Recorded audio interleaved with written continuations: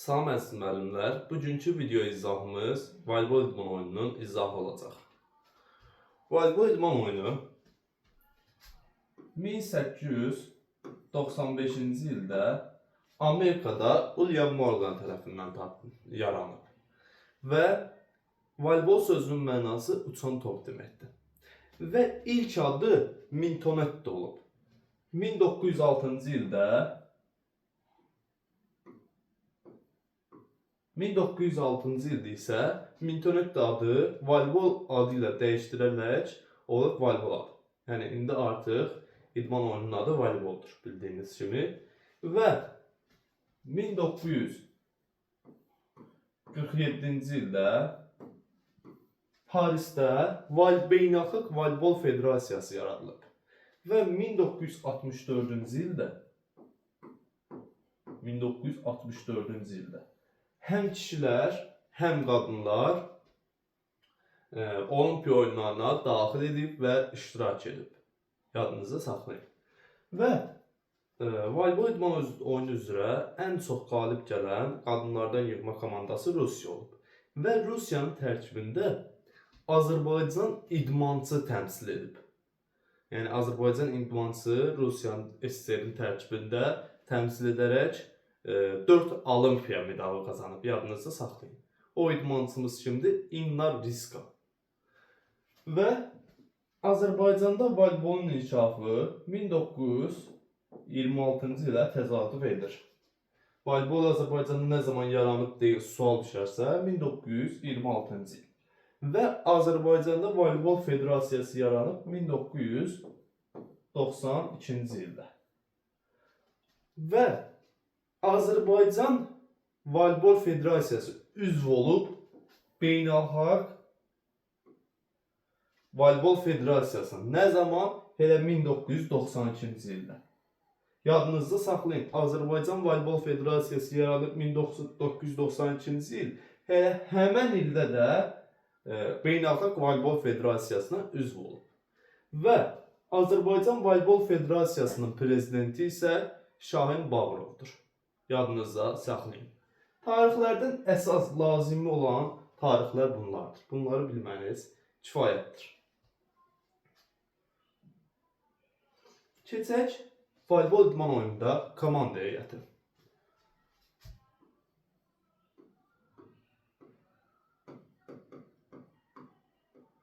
Komanda heyəti. Əsas heyət 6,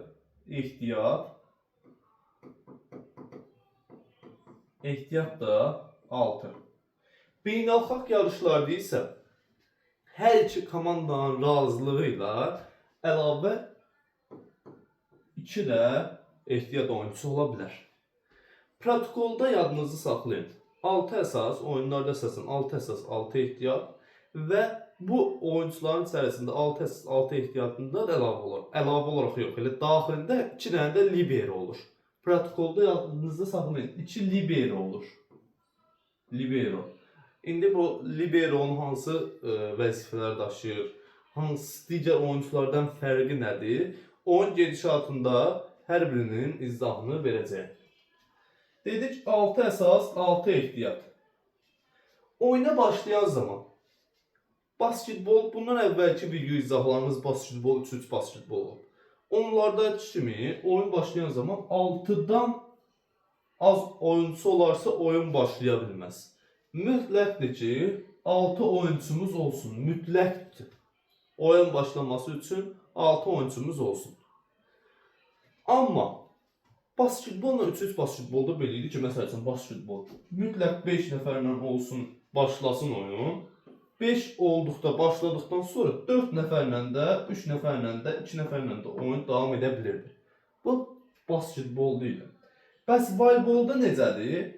Voleybolda isə 6-dan az oyuncusu olarsa, 5 oyuncusu olarsa, yəni oyuncu dəyişikliyi, oyuncu olmazsa ehtiyatdan oyuncu dəyişikliyi olsun, yəni yerinə və yaxud da başqa bir oyuncu gəlsin, 5 oyuncu ilə oyun davam etdirilə bilməz. Mütləqdir ki, meydanda 6 oyuncu olsun. Bir komandanın 6 oyuncusu olsun. Yadınızda saxlayın. Bu bizim komanda heyətimiz. Oyun minimum 3, maksimum 5 setdən ibarətdir. Niyə minimum 3, maksimum 5 set? Onun izahını verək. Baxın. Birinci set, ikinci set, üçüncü set. Niyə bu minimum maksimum deyilir? Yadınızı saxlayın ki, voleybol idman oyununda 3 seti qazanan komanda oyunun qalibi hesab olunur. Yəni 3 seti qazanmamsansa oyunun qalibi deyilsən. 3 setin qalibi qalib hesab olunur. Məsəl üçün, birinci seti A komandası qazandı, ikinci seti A komandası qazandı, üçüncü seti A komandası qazandı. 3 dənə setdir mi? 3 dənə setdir. Deməkdir, 3 setdə qazandıqsa A komandası oyunun qalibidir. Heç 4-cü, 5-ciyə ehtiyac yoxdur. Amma gəl ki, ikinci seti məsəl üçün B komandası qazansaydı, ikinci seti B komandası qazansaydı. Baxın, 3 setin qalibi var, yoxdur. Ona görə 4-cü setdə oynanılacaqdır. 4-cü setdə. 4-cü seti artıq A komandası qazansaydı, artıq 4-cü setdə oyun bitmiş olacaqdı.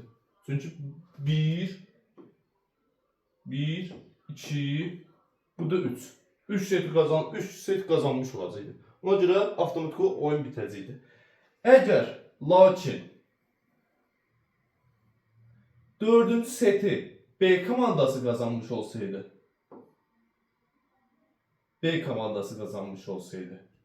bunda artıq A komandası 2 set qazanıb, B komandası da. Heç bir 3 seti qazanmayıb. Ona görə 5-ci setdə tiebreak adlanır. Həlledici oyun oynanılır 5-ci set. 5-ci setdə hansı komanda qazanarsa, məsəl üçün A komandası. Oyunun qalibi 3 dənə set qazandı mı? 1, 2, bu da 3. 3 seti qazandı mı? Qazandı. Avtomatik olaraq oyunun qalibidir. Və hər setimiz 25 xala qədər oynanılır. Bütün setlər yox amma. Birinci set 25 xal, ikinci set 25 xal, üçüncü set 25 xal, dördüncü set 25 xal. Bu tiebreak 5-ci setimiz isə həlledici set 15 xaldan ibarətdir. Yəni 15 xala qədər oynanılır. Yadınızda saxlayın. Və əlavə olaraq oyunun bitməsi. Oyun heç vaxt 25, 24 bitə bilməz. Yəni bu 4 setimiz. Yəni 5-ci set xaric, tiebreak haric. 25, 24 bitə bilməz. Aralarında 2 xal fərqi olmalıdır. 2 xal fərqi. 25, 23 bitə bilər. 25, 24 isə bitə bilməz. Ona görə 2 xal fərqi yaranana qədər oyun davam edəcək. Məsələn, 26, 24 bitə bilər. 2 xal fərqi var. Amma 26, 25 bitə bilməz. Voleybolda belədir ki, 2 xal arada fərq yaranana qədər oyun davam edir. Məsəl üçün, 30, 31'dir. 2 xal fərqi var, oyun davam edəcək. 45, 46'dır. 2 xal fərqi var, yox, oyun davam edəcək. 100, 101'dir. 2 xal fərqi var, yox, oyun davam edəcək. Ta ki, məsəl üçün, 105, 103. Düz bu qədər uzanmır. Şimdi məsəl üçün, yəni tam izah etmək üçün dedim. 105, 103. 2 xal fərqi var, var. Oyunun qalibi 105 olan komanda olmuş olacaq. 5-ci set isə 15 xaldan ibarətdir. Yəni 15 xala qədər oynanılır. Burada da 15, 13 olarsa oyunun qalibi 15 olan komanda olacaq. Amma 15, 14 oyun bitə bilməz. Bu da 2 xal fərqi yaranana qədər. Məsəl üçün 16, 14 olarsa oyunun qalibi hesab olunmuş olur. Və yaxud da 19, 17 olarsa yadınızda saxlayın. Yəni oyunun qalibi olmaq üçün 2 xal fərqi olmalıdır. Bunları bildik. Əlavə olaraq bir şey də nəzərinizə çatdırın. Qalibə məğluba verilən xal. Qalibə məğluba verilən xal. Onu deyək. Qalibə məğluba verilən xal.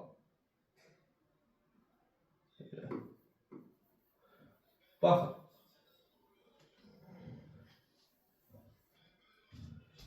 Oyun 3-0 bitərsə, 3-0, məsəl üçün, birinci set A komandasıdır, üçüncü set A komandası, üçüncü set A komandasıdır.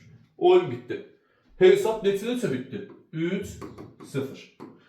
Və yaxud da 3-1 bitərsə, 3-1, o necə olacaq? Məsəl üçün, üçüncü seti gəlir B komandası qazanır. Və dördüncü set də oynanılmalıdır ki, yəni 3 setin qalibi qalib hesab olunsun. Bir yaxud deyildik. Dördüncü setdə A komandası qazanır. Hesab neçədir? 1, 2, 3. 3, bu da 1.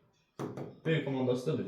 Baxın, hesab 3-0, 3-1 olarsa, qalibə 3 xal verilir. Məğlubi isə 0. Hesab 3-2 olarsa, baxın, bu ayrı bir şey. Bu ayrı bir şey. Hesab 3-2 olarsa, o necə olacaq? Məsəl üçün, dördüncü setdə B komandası qazanır. Artıq tie-break 5-ci set oynanılmalıdır. 5-ci set məsəl üçün A komandası qazanır. Hesab neçədir? 1, 2, 3. 3 isə 3 setdə A komandası qalır, 2 setdə B komandası. Hesab 3-2 olarsa, bu zaman qalibə verilir 2 xal, məğluba verilir 1 xal. Yadınızda saxlayın. Bunu bildik. Və bütün setlərin arasındakı fasilə, setlər arası fasilə nə qədərdir? Hissələr arası fasilə 3 dəqiqə. Setlərin arası fasilə 3 dəqiqədir. Yadınızda saxlayın, 3 dəqiqə. Hər set üçün 2 time-out verilir.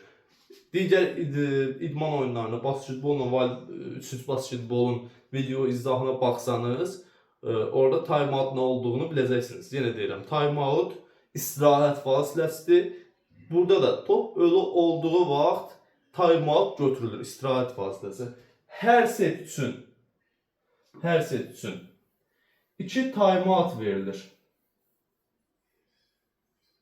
Hər set üçün 2 time-out. Məsələn, birinci set üçün 2. Həmçinin ikinci set üçün, üçüncü set üçün, dördüncü set üçün, beşinci set üçün. Və time-out'un vaxtı 30 saniyədir. 30 saniyə. Time-out'un vaxtı 30 saniyədir. Yadınızda saxlayın. Məsəl üçün, birinci setdə birini götürmüşəm. Biri qalıb. İkinci hissəyə keçən zaman o yerdə qalan silinəcək. İkinci hissədə heç götürməmişəm. Üçüncü hissəyə keçən zaman silinəcək. Yadınızda saxlayın. Birinci hissədə götürmədiyim time-out ikinci hissəyə keçmir. Bu time-out oyunun başlanması.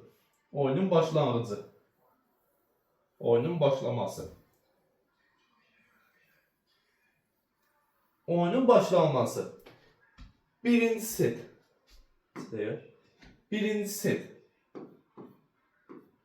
püşşatma ilə başlanılır. Birinci set püşşatma ilə başlanılır. Püşşü qazanan komanda ya servisi seçir, oyunun başlanğıcı, ya da meydanı. Onu da meydan üzərində yenidən görsünüzəm. Püşşatma. Oyun püşşatma ilə başlanır. Püşşü qazanan komanda məsəl üçün A komandadırsa, A komandası ya başlanğıcı ya meydanı. Birinci seti A komandası başlayıbsa püşşatma nəticəsində. İkinci seti artıq B komandası başlayacaq. Üçüncü seti artıq A komandası. Dördüncü seti B komandası. Dördüncü seti B komandası. Beşinci set. Bu tie-break. Beşinci set için başlayacaq. Beşinci set artıq püşşatma ilə. Püşşü qazanan komanda ya meydanı yenə seçəcək, birinci setdə olduğu kimi, ya da oyunu. Yadınızda saxlayın. burada voleybolda 2 dəfə püşk atılır. Yəni oyun 5-ci setə qədər gedərsə 2 dəfə püşk atılır. Birinci setdə bir də 5-ci setdə. 5-ci setdə də püşkün nəticəsində yəni A komandası yavaşlayacaq və yaxud da B komandası. Komandalar meydanda yerlərinin dəyişməsi. Komandalar meydanda 1 bitdi, 2-yə keçən zaman komandalar meydanda yerlərini dəyişir. 2 bitdi, 3-ə keçdikdə komandalar meydanda yerlərini dəyişir. 3 bitdi, 4-ə keçdikdə komandalar meydanda yerlərini dəyişir. 4 bitib 5-ə keçdikdə dəyişə də bilər, dəyişməyə də. Niyə bu şəkildə deyirik? Çünki 5-ci setdə artıq püşk atma atılır axı. Püşkün sayəsində dəyişə də bilər, dəyişməyə də. Məsəl üçün, püşkü A komandası qazanır. Deyir ki, mən elə bu meydanda qalacam. Meydanı seçmək və oyunu başlamaq və yaxud da meydanı seçmək hüququ qazanır da. Deyir ki, mən meydanı seçirəm, elə qaldığım yerdə oynayacam. Bu şəkildə. Amma 5-ci setin 8-ci xalında 5-ci setin hər hansısa komanda 8-ci xala çatarsa, bu zaman komandalar meydanda yerini dəyişəcək. Yəni A komandası 8-ci xala çatdı, dəyişdi meydanda yerin. B də 8-ə çatanda dəyişəcək yerlərin xeyr. Hər hansısa komandanın biri 8-ci xala çatdı, avtomatik komandalar meydanda yerlərini dəyişəcək. Bu qədər sadə. Bu da bizim setlərimiz. Komandanı dedik, setləri dedik, tarixi dedik. Gəl indi meydançamızın şəklini çəkək. Meydançamızı çəkək, şəklini dedik də.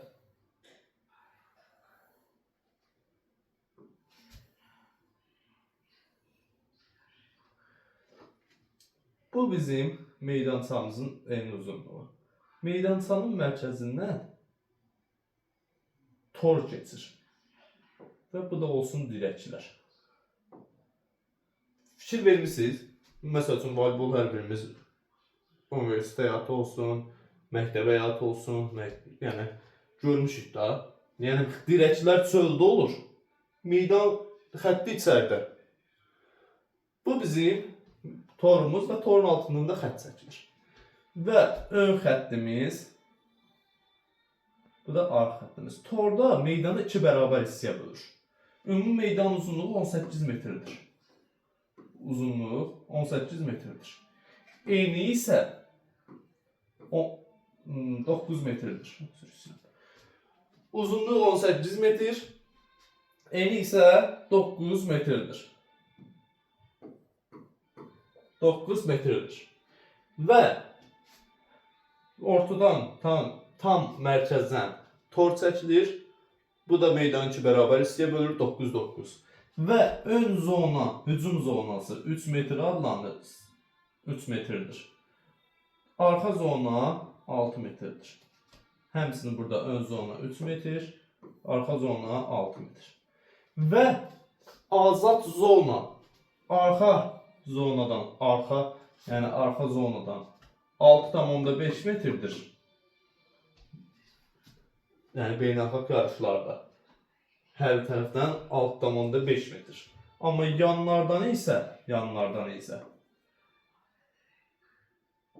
5 metrdir. Yadınızda saxlayın. Torun və dirəklərin hündürlüyü, torun uzunluğu. Bunları da deyim, məsafələr də deyim. Bir də xəttlərin qalınlığı. Xəttlərin qalınlığı 5 santimetrdir. Yadınızda saxlayın, 5 santimetr. Və dirəklərin hündürlüyü 2,55 metr. Yaxşı yazmadım. 2,55 metr. Torun hündürlüyü və uzunluğu nə qədərdir? Uzunluq 9,5 10 metrdir. 9,5 10 metr. Meydana daxil olan hissəsi isə baxın, dirəklər buradadır, dirəklər buradadır. Meydana daxil olan hissəsi isə torun 9 metrdir. Meydana daxil olan hissəsi. Torun kişilərdə hündürlüyü 2,43 metr. Qadınlarda isə 2,24. Və torun eni 1 metrdir. Torun eni 1 metr. Və torun üzərində antenlər olur. O antenlərin isə uzunluğu 1,80'dir. Anten. Buradan yazın. Anten isə 1,80 metr. Bunun 1 metri meydana daxil olan hissəsidir. Yerdə qalan 80 santimetri isə yuxarıda qalır. Və top mütləqdir ki, antenlərin arasından keçsin. Yadınızda saxlayın. Bir dəqiqə.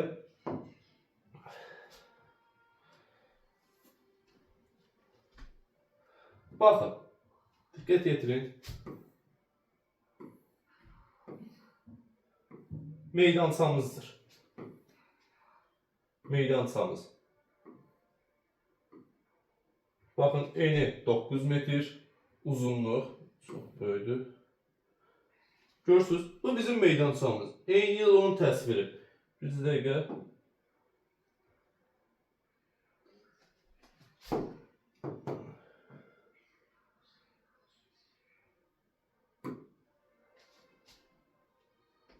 Bu.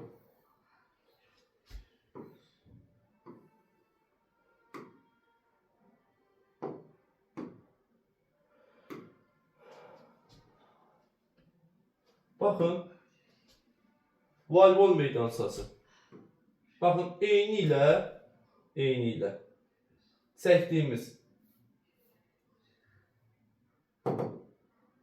eyni ilə çəkdiyimiz 9 metr. Baxın, 9 metrini, uzunluğu 18 metr, 6 metr ön zona, 3 metr, üzr istəyirəm, 6 metr arxa zona, 3 metr ön zona, torun həmçinin hündürlüyü. Baxın, meydanın xəttləri içəridədir, meydanın xəttləri içəridədir. Meydanın xətti.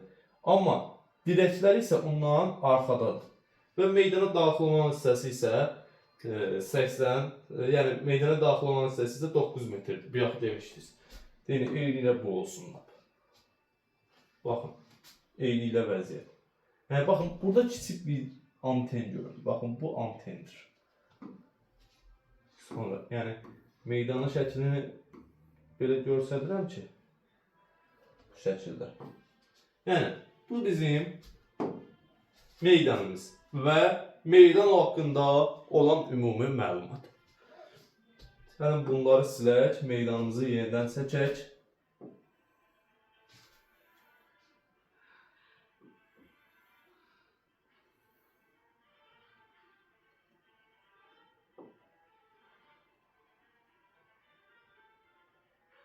Bizim olsun dirəklərimiz.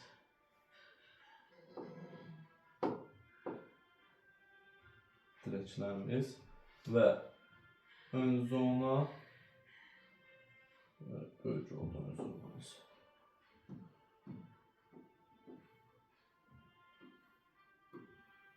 Ön zona, bu da bu tərəfdən ön zona. Xəttlərim biraz əyri ola bilər. Yəni, təsvir etdim. Deməli, bu bizim meydanımız. Və oyun necə başlayır, oyuncular necə yerləşir, necə oynanılır, necə davam edir, onlar haqqında ümumi məlumat verir. Oyuncular meydanda düzülüşü. Baxın, oyuncuların meydanda düzülüşü saat əqrəbi əksi istiqamətindədir. Amma yer dəyişməsi isə saat əqrəbi istiqamətinə indi fərqi deyəcək. Baxın, bu saatdır bizim, bu saatımız olsun. Biraz dairə məyli çəkildi. Bu olsun 12, bu olsun 9, bu olsun 6, bu olsun 9, nədir? 9 burada olmuş. 9, bu da olsun 3.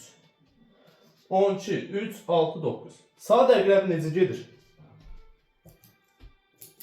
Belə bilin ki, bu elə fərz edin ki, nədir?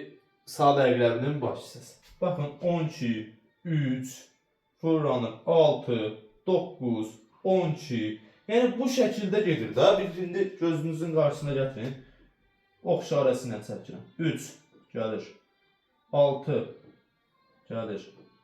12, 3. Yəni, bu şəkildə də, fırlanma bu şəkildədir. Bu, saat əqrəbi istiqamətində. Saat əqrəbinin əksi istiqamətindədir. Məsəl üçün, bu olsun 12, 9 deyirəm, yəni 3, 6, bu da 9. Aha, saat əqrəbinin əksi nədir? Bu istiqamət. Əksi də bu olacaq da, məsəl üçün, yenə əksi. Bu da qayıdacaq 12, 9, 6, 3. Əksi necə olacaq? Məsəl üçün. Əksi.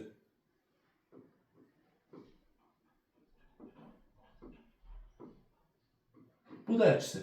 Bunu niyə deyirəm? Oyunçunun meydanda düzülüş forması var. Oyunçunun meydanda düzülüşü sağ əqrəbinin əksi istiqamətinə gedir. Məsəl üçün 1, 1, bax, 2, 3, 4, 5, 6. Birinci zona sağda küncdür.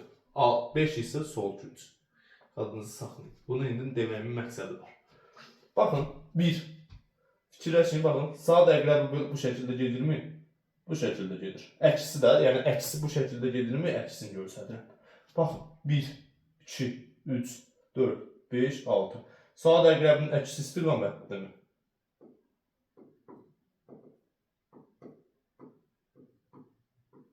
Bu oldu sağ əqrəbinin əksi istiqaməti.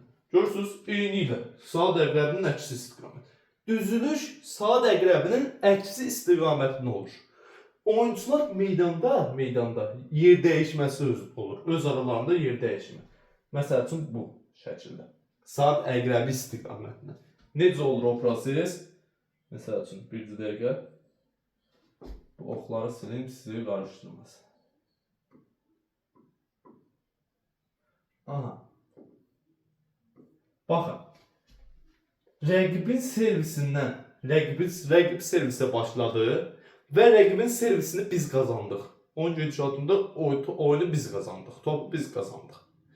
Və biz qazanmışıqsa, biz atacağıq da. Bu zaman rəqibin servisini qazandığımız üçün biz öz aramızda yer dəyişmə edəcəyik. Necə? 1 keçəcək 6-ya. 1 keçəcək 6-ya. 6 keçəcək 5-ə. Gəldi 6 keçdi 5-ə. Burada oldu 6. 5 keçdi 4-ə. 4-ə. 4 keçdi 3-ə. 3 keçdi 2-yə. 2 də keçdi 1-ə. Yer dəyişimi oldu mu? Saat əqrəbi istiqamətinə getdi mi? 1 keçir 6, 6 5-ə, 5 4-ə, 4 3-ə, 3 2-yə. 2 də 1-ə. 2 keçdi 1-ə, 1-in yerində oynayacaq. 1 keçdi 6-ya, 6-ın yerində oynayacaq. Bu oyuncuların nömrələnməsi deyil ha. Bu oyuncuların nömrələnməsi deyil. Bu meydanın nömrələnməsidir. Meydanda düzülüşün nömrələnməsidir. Yadınızda saxlayın. Və hücum zonası dedik. Hücum zonasında olan nömrələnmə. Hücum zonasında olan oyuncular, yəni meydanda nömrələnmə 2, 3, 4-dür. Bəs müdafiə zonası neçədir? Müdafiə də 1, 5, 6. 5'im də 6 yoxşadır. 1, 5, 6. Yadınızda saxlayın. Bu bizdə oyuncuların düzülüşü, yer dəyişməsi. Yadınızda bunu saxlayın. İndi keçək oyunun ümumiyyətlə digər qaydalarının izahını.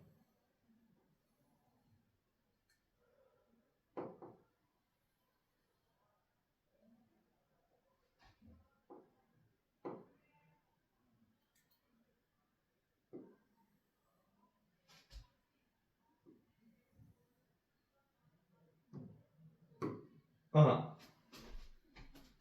1, 2, 3, 4, 5, 6. Düzülüş. Yəni sıralama nömrələrdə. Oyun necə başlayır? Oyun püşatlı ilə başlanılır. Püştü qazanan komanda oyunu başlanğıcı və yaxud da meydana seçir. Bu olsun A komandası, bu da olsun B komandası. Püştü məsəl üçün A komandası qazandı və oyunun başlanğıcını seçir. Oyunun başlanğıcı həmişə sağda küçdə dayanan bir nömrəli oyuncusu yerinə yetirir. Bir nömrəli oyuncusu yox, birinci zonanın oyuncusu. Əgər burada o yer dəyişmə zamanı 2-dən keçəndə 1-ə, bu elə bil ki, burada mənəm. rəqibin servisindən xal qazandıq. Mən avtomatik olaraq keçsəm 1-ə. Burada keçmişəmsə servisi mən yerinə yetirəcəm. Məsəl üçün 3 gəlib çatıb bura, 3-də dayanan Vəli yerinə yetirəcək. Məsəl üçün 4-də dayanıb Əli. Əli gəldi çatdı burada. 1-də olan oyunçu servisi yerinə yetirir. Servisdə həmişə birinci zonadan oyunçusu yerinə yetirir. 8 saniyə ərzində. Servisi 8 saniyədən gec yerinə yetirmək olmaz. Hakimin fitindən, hakimin göstərişindən sonra 8 saniyə servisi yerinə yetirməliyik. Və servisi neçənci zonadan oyuncusu yerinə yetirir? Birinci zona. Birinci zona harda yerləşir? Sağda, küncdə. Və hardan yerinə yetirir? Eninə olan, meydanın eninə olan 9 metr. Eninə olan istənilən yerdə. Bu istənilən yerdə. Azad zonadan usta. Bilirik ki, azad zonada altdan onda 5 metr. Arxadan. Yəni azad zonadan xətti tapdalamadan və servis yerinə yetirən zaman iki texnikada yerinə yetirilir. Tullanaraq və yaxud da yerində. 7 üsuldur, 7 üsuldur. İki texnika, tullanaraq və yaxud yerində. Məsəl üçün, üsullar nədir? Yerində sağdan çəpinə, yəni yerində duraraq çəpinə atmaq sağa və yaxud da sola çəpinə atmaq və yaxud düz atmaq və yaxud da bunun tullanaraq əksi. Yəni bu 7 üsuldur. İki də texnika, tullanaraq və yaxud da yerində. Və servis yerinə yetirən zaman, topu götürdük, vurduq və yaxud da topu atdıq havaya, tullandıq, vurduq. Topu bir dəfə atmışıqsa havaya, bir dəfə atmışıqsa havaya. Yerindən topu tutun, yerindən atım servis olmaz. Topu bir dəfə atmışıqsa havaya, mütləq vurmalıyıq. Əgər atdım havaya, yerindən tutdumsa, bu qayda pozuntusudur artıq. Top keçir rəqibə, servis keçir rəqibə. Yəni topu atmışamsa, artıq vurmalıyam. Əlimdən bir dəfə çıxıbsa vurmalıyam. Və bir əllə vurulur. Bir əllə, ya biləyə qədər, ya əllə vur, ya qalxdın, vurdun. Yəni bu şəkildə. Və xətti meydanın daxilində olmaz. Hətta xətti tapdalayıb da olmaz. Ancaq meydanın xaricində. Əgər xətti tapdalayıb ataramsa, top və servis keçsək rəqibə. Bunu yadınızda saxlayın. Səhv etmirəmsə elə bu ilin sualı idi. MiG 2026-nın sualı. İndi sizə nümunələr də çəkəcəm. 25-dən də, 26-dan da, 24-dən də, 23-dən də. MiG 2026-nın sualı. Əgər voleybolçu topu atdı havaya və qayıtdı topu yerindən tutdu. Oyun necə davam edər? Topu atıb havaya, servis zamanı. Topu atıb havaya və yerindən tutdu. Oyun necə davam edəcək? Avtomatik o qayda pozuntusu. Top keçsə rəqibə, servis keçsə rəqibə. Niyə? Çünki topu atmışam havaya, mütləq artıq vurmalıyam. Yəni mən yerindən attım havaya, vurmayıb yerindən tutdum, bu qayda pozuntusudur. Və səhv etmirəmsə MiG 2024-ün sualı olub. MiG 2024-ün. Birinci MiG 2024 ya da 2023. Birinci yox. Sual bundan ibarətdir ki, meydanın sağ küncündə yerləşən oyunçu, daimi hansı vəziyyətə baxır, hansı işə baxır? Sağda birinci zona yerləşir, servis. Ancaq servis. Yəni əsas xüsusiyyətlərindən biri servis atmaqdır. Bunu bildik. MiG 2023-ün sualı idi. Məsəl üçün, deyək ki, 5-ci zonanın oyuncusu neçənci zonaya keçir? O yer dəyişmə zamanı, oyuncular öz aralarında yer dəyişmə zamanı 5-ci zonanın oyuncusu neçənci zonaya keçir? 5-ci zonanın oyuncusu keçir 4-cü zonaya. Deyək 5-4-ə, 4-3-ə, 3-2-ə. Yəni bu şəkildə. Artıq MiG 2-dən 3 dənə sualdan tanış olduq MiG sualı. Və MiG 2024-ün sualı libero aiddir. Libero haqqında məlumat verəcəm. Yəni onu demək istəyirəm ki, bu qaydaların hər birini bilməliyik ki, voleybol idman oyununun qaydalarını. Və yaxud da MiG çərçivə sənədində 8 idman oyunu var və yaxud da sertifikasiya çərçivə sənədində. Bu idman oyunlarının qaydalarının hər birini bilməliyik ki, detallı şəkildə. Nə sual düşsə, avtomatik olaraq onu götürək yazaq. Bilmirik bizə hansı sual düşəcək. Bilmədiyimiz üçün bütün qaydaları bilməliyik. Məsəl üçün, Bir libero haqqında dəqiq bilmədik, qaydaları bilmədik. Hər şey gözəl bildik, 10-10. Amma bir dənə liberonu bilmədik. Gəldi bilmir yaxud, gəldi miqlim və yaxud da sertifikasiyada libero haqqında sual düşdü. Biz suala döyüb baxacağıq, sual bizə. Yaza biləcəyik, yaza bilməyəcəyik. Balımızı itirdik, itirdik. Ona görə qaydaları gözəl bilməliyik ki, hər nə sual düşərsə yazaq. Aha, keçək qaydalarımıza. Bunu bildik sevgisi. Və elə liberodan söhbət düşmüşsən, libero haqqında sizə məlumat verim. Libero dedik protokolda 2 oyunçu olur, 2 libero olur. Libero meydana çıxmadan da oyun başlaya bilər. Mütləq deyil ki, libero meydana çıxsın. Libero arxa zonada yerləşir, arxa zonanın oyunçularında. Yəni müdafiə oyunçudur. Yəni ön zonada yerləşmir, müdafiə oyunçusudur. Və libero servis yerinə yetirə bilməz. Libero ön zonada keçib hücum zərbəsi vura bilməz. Libero komandanın kapitanıdır. Ola bilər. Yəni kapitanıdır deyil. Libero komandanın kapitanı ola bilər. Yəni olmaya da bilər, ola da bilər. Yəni libero əvvəl köhnə qaydalara əsasən boyu bəstəboy olmalıydı. İndi boya ilə əlaqəli bir şey yoxdur. Yeni qaydalara əsasən hündür də boy ola bilər. Və yəni komandanın ən sevic, ən cəld, ən peşəkar oyuncularından seçilir libero. Əlavə olaraq libero ön zonada keçib oynaya bilməz. Düzdür, necə oynaya bilməz? Keçib hücum topu ötürüm, topu vururum, topu hücum zərbəsi vururum olmaz.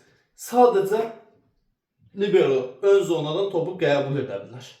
Ümumiyyətlə bütün zonanın oyuncuları istədiyi yerdən topu qəbul edə bilər. Yadınızda saxlayın. Və top tor səviyyəsindən hündürdədirsə, libero heç öz zonasından da ya da ön zonadan və yaxud da yəni arxa zonadan hücum zərbəsi vura bilməz. Tamamlayıcı hücum zərbəsi var. Voleybolda görmüşsünüz ki, oyunçu qalxır, tullanır, vurur. Yəni bu kəskin vurur, sərt şəkildə. Bu tamamlayıcı hücum zərbəsi libero top tor səviyyəsindən yuxarıda olduqda heç yerdə vura bilməz. Amma top tor səviyyəsindən aşağıda olarsa, öz zonasında libero hücum zərbəsi vura bilər. Elə libero haqqında elə bunlar. Əlavə olaraq indi bir iki məlumat da var, onları da deyəcəm. Elə hücum zərbəsi ilə bağlı nüanslar yarandı. Onları deyim sizə. Ön zonanın oyuncuları. Baxın bu 2, 3, 4. Ön zonanın oyuncuları. Ön zonanın oyuncuları top istər tor səviyyəsindən aşağıda olsun, top istər tor səviyyəsindən yuxarıda olsun. İstənilən halda öz meydanlarında hücum zərbəsi vura bilər. Yadınızda saxlayın. Lakin bir nüans var. Gəlib məsəl üçün libero ikinci zonadan topu qəbul edib havaya atdı və top tor səviyyəsindən yuxarıdadırsa, o ön zonanın oyuncusu, heç bir oyuncusu ona tamamlayıcı hücum zərbəsi vura bilməz. Bunu libero atıbsa, keçib buradan libero atıbsa. Amma qalan bütün hallarda istər top tor səviyyəsindən hündürdə olsun, istər aşağıda olsun. Hücumçular, hücum zonasında olan oyuncular hücum zərbəsi vura bilər. Arxa zonanın oyuncuları, arxa. Müdafiə oyuncular deyək. Müdafiə zonanın oyuncuları öz meydanlarından söhbət gedir. Top istər tor səviyyəsindən yuxarıda olsun, istər aşağıda. Öz meydanlarında hücum zərbəsi vura bilərlər. Söhbət öz meydanlarından gedir. Keçim ön zonaya, ön zonadan hücum zərbəsi vurum olmaz. Arxa zonanın oyuncusu öz yerində vura bilərsən. Amma məsəl üçün 5-ci zonanın oyuncusu tullandı öz zonasından, öz yerindən. Qalxdı, hücum zərbəsi vurdu, tullandı, hücum zərbəsi vurdu, düşdü ön zonaya. Bu oyun davam edəcək. Çünki arxa zonada tullanıb vurub düşüb ön zonaya. Mən ön zonaya keçim vura bilmərəm və yaxud xətti tapdalayım vura bilmərəm. Yadınızı saxlayın. Bir də əlavə olaraq servisdən gələn topa mən qalxım hücum zərbəsi vurum, olmaz. Qəti qadağandır. Əgər mən servisdən gələn topa tullanıb hücum zərbəsi vuraramsa, avtomatik olaraq top keçəcəkdir yenidən rəqibə, rəqib xalı qazanacaq, servisi yerinə yetirəcək. Yadınızda saxlayın. Və əlavə olaraq blok qurmadan danışım sizlərə. Blok qurmanın 3 növü var. 3 növü. 2 cür olur, 3 növü var. 3 növlər hansılardır? Bloka təşəbbüs, tamamlanmış blok, kollektiv blok. Növlərdir bunlar. Növlərlə cürü qarışdırmayın. Birinci, nə oldu? Bloka təşəbbüs nə deməkdir? Qalxırlar topu, məsəl üçün B komandası hücum zərbəsi vurdu, A komandasının bir neçə oyuncusu və yaxud da bir oyuncu qalxdı topun qarşısını almağa. Bu blokdur. Və bloka təşəbbüs nədir? Qalxdım bloka, top mənim əlimə toxunmadı. Bu bloka təşəbbüsdür. Tamamlanmış blok nədir? Qalxdım bloka, top mənim əlimə toxundu. Bu artıq tamamlanmış blok sayılır. Kollektiv blok nədir? 2 və 3 oyuncunun bir bərabər şəkildə, yəni bir yerdə bloka qalxmasıdır. Bildik bu 3 növü var blokun. Bəs neçə cür olurdu? 2 cür olur. Fərdi və qruplu. Fərdi nədir? Elə fərdidə bir nəfərin qalxdığı blok. Bəs bir də qruplu 2 və 3 nəfərin qalxdığı blok. Bu bizim blok qurma haqqında məlumatımız. Və arxa zonanın oyuncuları blok qurmada iştirak edə bilməz. Ümumiyyətlə, libero ya blok qurmada iştirak edə bilməz, heç cəhd belə göstərə bilməz. Yadınızda saxlayın.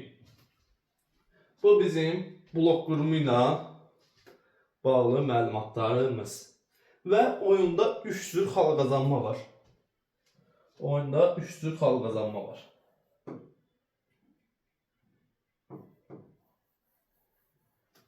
Üç cür xal qazanma var. 3 cür. Bunlar hansılardır? 1. Məsəl üçün, A komandası topu atdı, A komandası. Top düşdü rəqib meydanına. 1. Bu zaman top rəqib meydanına düşərsə, xal qazanırıq. 2. Rəqib səhvə yol verərsə, məsəl üçün, tora toxunarsa və yaxud da yer dəyişməni səhv etdi, hər hansı səhvlər edərsə, bu zaman yenidən xal qazanmış biz oluruq. 3. Bir də rəqib cəza alarsa, yəni qırmızı kart alarsa, indi o kartlar haqqında məlumat verəcəm. Rəqib cəza alarsa, biz avtomatik olaraq xal verirlər bizə, servisi verirlər bizə. 3 cür xal qazanmalar. Elə kartdan söhbət açılmışsan, kartdan da danışım. Elə bunu silim. Oyunda 2 kart var. 2 kart var. Sarı və qırmızı. Qırmızı. Sarı və qırmızı. Sarı xəbərdarlıqdır. Sarı xəbərdarlıqdır. Qırmızı nədir? Qırmızı nədir? Dedik axı, rəqib cəza alarsa, yəni qırmızı kart alarsa, avtomatik olaraq məsəl üçün, mənim komandama avtomatik olaraq bir xal və servisi verəcəklər mənə. Servisi mən yerinə yetirəcəm. Xalı kim qazanırsa, avtomatik olaraq servisi keçirir, servisinə oyuna başlayır. Yadınızı saxlayın. Bir sarı, bir qırmızı. Baxın. Məsəl üçün, bir sarı, bir qırmızı deyək. Üst-üstə qoyub verərsə, bunu göstərək. Üst-üstə məsəl üçün, hakim götürdü, üst-üstə bir sarı, bir qırmızını üst-üstə götürüb göstərdi oyuncuya. Oyuncu setdən kənarlaşdırılır. Məsəl üçün, birinci set oynayırsa, bir əldə sarı, bir əldə həm sarı, həm qırmızı üst-üstə qoydu, göstərdi. Birinci setdə oyuncusu kənarlaşdırılacaq, ikinci setdə oyuna daxil ola bilər. Və yaxud da hər hansı oyuncunun ikinci setdə, yəni bir sarı, bir qırmızını bir əldə göstərib, üst-üstə qoyub göstərdi, setdən kənarlaşdıracaq. Bir sözlə, bir əldə həm sarı, həm qırmızı setdən kənarlaşdırmadır. Hansı setdə oynayırsansa, növbəti set, həmən setdən kənarlaşdırırsan, növbəti setdə oynaya bilərsən. Amma bir sarı, bir qırmızını ayrı-ayrı əllərdə görsədirsənsə, ayrı-ayrı. Bir dəfəmlik oyundan kənarlaşmalı, bir dəfəmlik kənarlaşırsa. Yadınızda saxlayın. Bu kartlar haqqında. Və kənarlaşan oyunçunun yerinə ehtiyatdan oyunçu gələ bilər. Və bir dənə meydanı yenidən çəkək.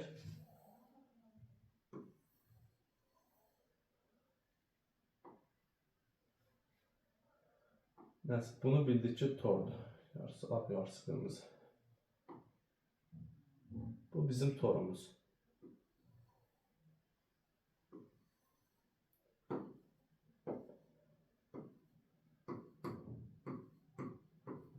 Baxın, oyuncu dəyişikliyi. Oyuncu dəyişikliyi hər setdə 6 oyuncu dəyişikliyi var. Bu testlərdə görə bilərsiniz. 3 tam 6 natamam gedir. Tam şəkildə nədir? 3 tam niyyədir? Məsəl üçün, mən çıxdım oyundan. Oyuncu dəyişikliyi zamanı. Mən çıxdım, mənim yerimə Vəli gəldi. Mən çıxdım, mənim yerimə Vəli gəldi. Bir oyuncu dəyişikliyi oldu mu?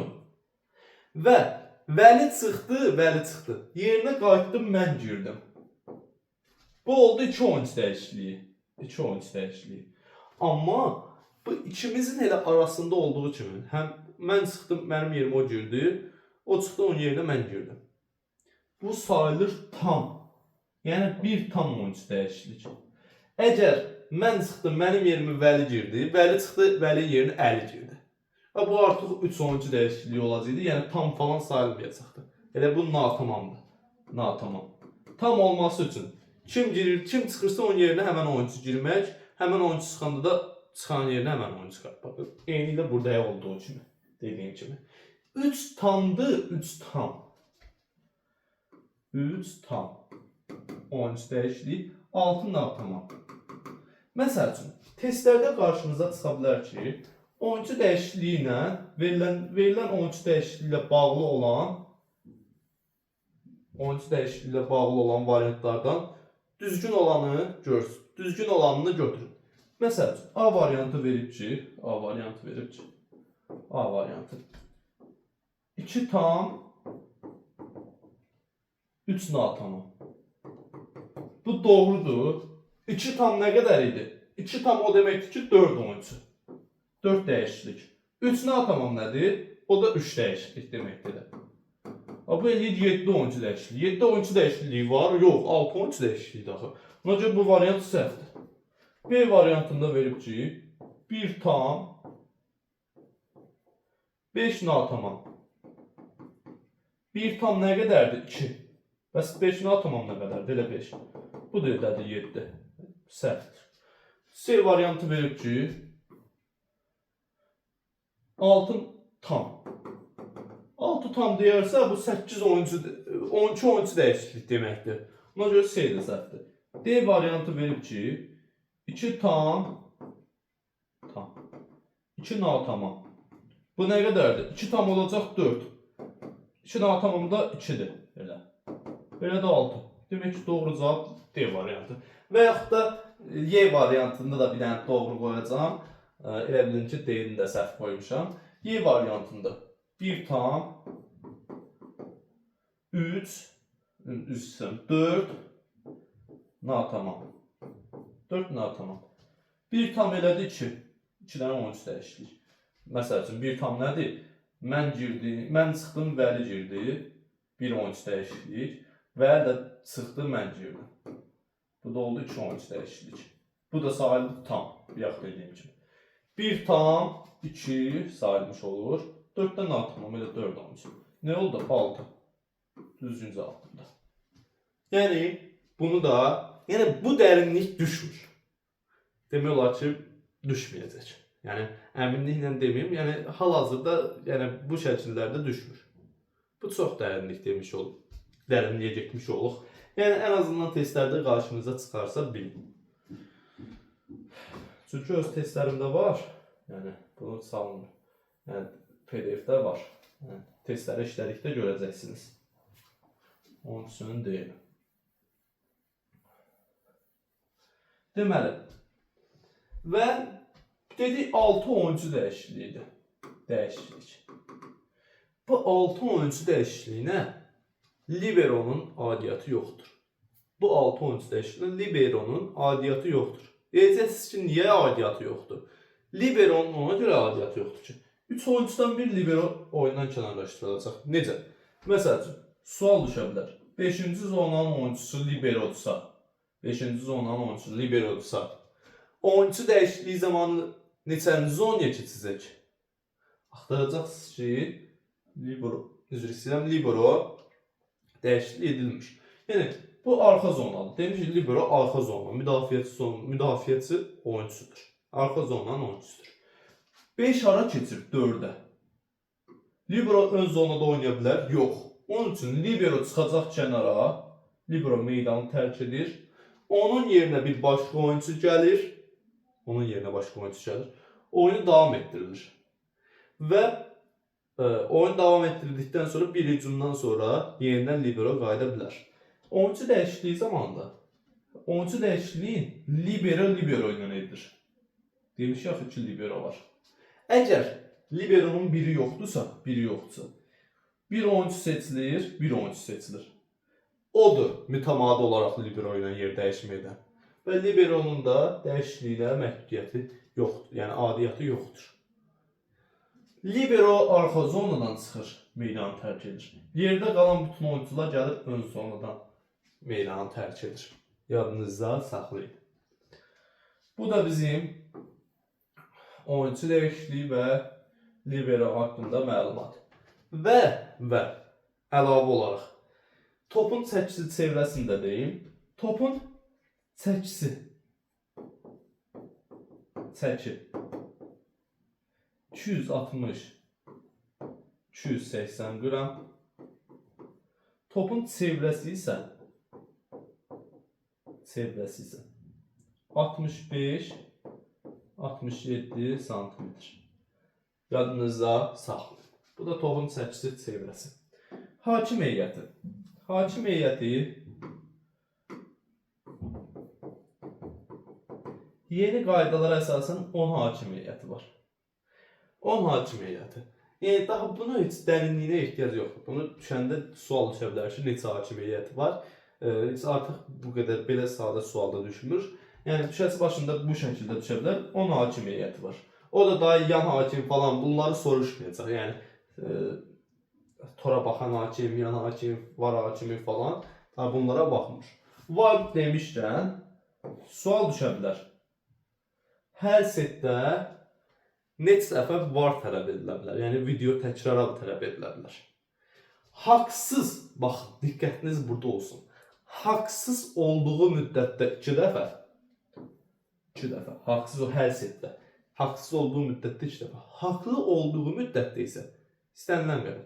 Məsəl üçün, mən getdim, yəni oyuncu komandanın kapitanıyam, getdim, VAR-a müraciət etdim. Və VAR-da haqsızlıq sıxdımsa, bir dəfə artıq istifadə etmiş oluram. Biraz oynadıq, yenidən ikinci dəfə getdim. Birinci setdədir söhbət. Yenə, yəni VAR-da haqsız sıxdım. 2 oldu mu, artıq mən 3-cü dəfə gedib həmən setdə VAR tələb edə bilmərəm. Amma məsələn, getdim birincini, haqlı çıxdım, yenə tələb edəcəm. İkincini haqlı çıxdım, yenə tələb edəcəm. Üçüncünü haqlı çıxdım, yenə tələb edəcəm. Haqlı olduğum müddətdə istədiyim qədər tələb edə bilərəm. Amma haqsız olduğum müddətdə 2 dəfədən artıq, məsəl üçün, 2 dəfə tələb etdim, ikisində də haqsız çıxdım. Daha 3-cü haqlı olsam belə tələb edə bilmərəm. Aydındır. Yadınızda da saxlayın. Sonra voleybolda demək olar ki, bir çox nüansları dedik. Deməli, voleybol oyunundan bu qədər. Yəni sentyabrda onlayn dərslərimiz başlayır. Onlayn dərslər qoşulmaq üçün də 050 498 86 28 nömrəsi ilə əlaqə saxlaya bilərsiniz. Bu video izahımız bu qədər.